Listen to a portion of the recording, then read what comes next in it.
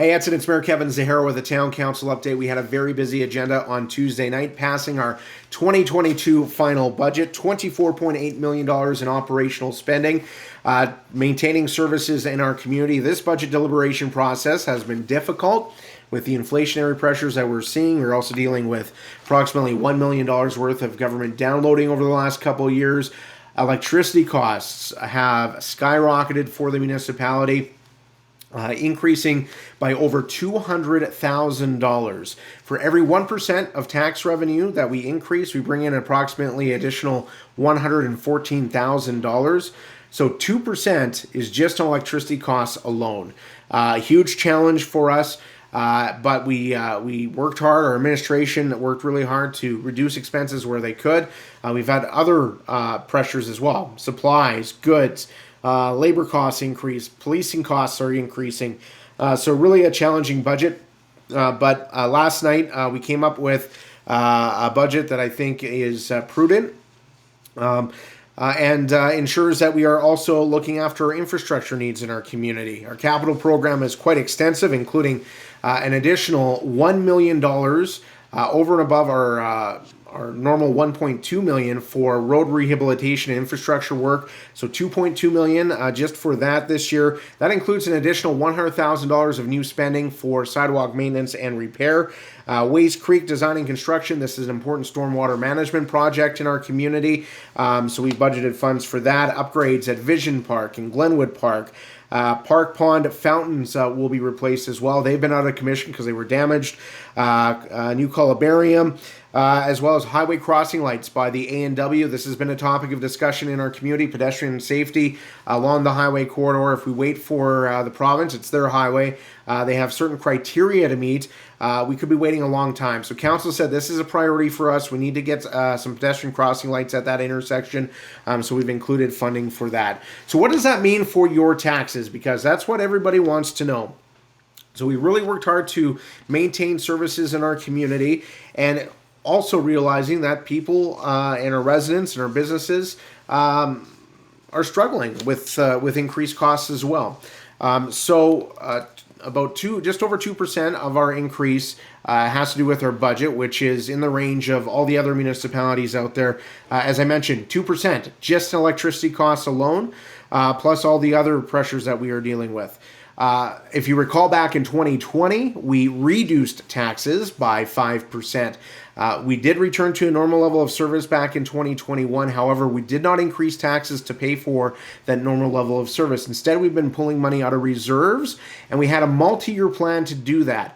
However, with the pressures that we are seeing, and we're looking at about a $500,000 bill from the federal government for retroactive RCMP policing costs, council felt it would be prudent to shorten that time frame. So about 2.6% of the increase of our taxation this year is just to recover from that decrease back in 2020. We have been subsidizing taxation for the last 2 years from our reserves, as we did feel it was a rainy day, and we are still in a rainy day, so we are subsidizing still this year about 2.6%. However, it's about half as much as what we originally had planned. This means that we're going to have an additional $1.1 million in reserves to put towards critical infrastructure in our asset management plan. Of course, the roads and our storm sewers and water, really important that we have money to deal with that as a part of our asset management plan. So overall, it's about a 5.2% increase. Now, what does this mean for your individual taxes? Well, on a property of about $350,000 for a residential property, which is on average in our community, you're looking about an additional $6.35 per month. For non-residential assessment, for $500,000 worth of that assessment, about $11.75. And that ensures that we continue to invest in infrastructure and maintain the services that we have here in our community. The other big topic of discussion, of course, was the multi-use facility project. You've probably seen the communication on that. We are deeply disappointed with the bids that came in.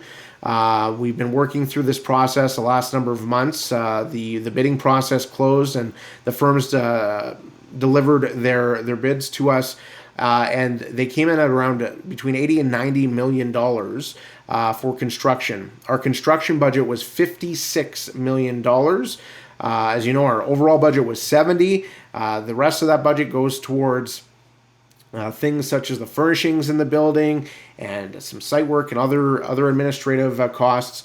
So to go from $56 million to $56 or $58 million of construction to $90 million, just not feasible for our municipalities. So both councils have rejected those bids. We are now going to look at doing an alternative project that is very similar in nature, but reducing those costs and that burden on our taxpayers. We are obviously very disappointed with this. We know our communities are going to be disappointed with this as well, but just another example of the huge inflationary pressures that we are seeing. For example, rebar for this project, the rebar costs were up 300%, which is absolutely crazy. So we are going to continue to move forward on a project. This is very important to our community. We do have aging recreational infrastructure, and we'll have more information on that as we work through this process. So we're just regrouping, and we'll be working on an alternative plan. Part of that plan, of course, is that $20 million federal grant, really critical to us, and we're working with grant administrators to ensure that can be moved to an alternative project that is similar in nature. We'll keep you updated as we have more information and work through that process. Edson, have yourself a great week, and we will talk to you following our next council update.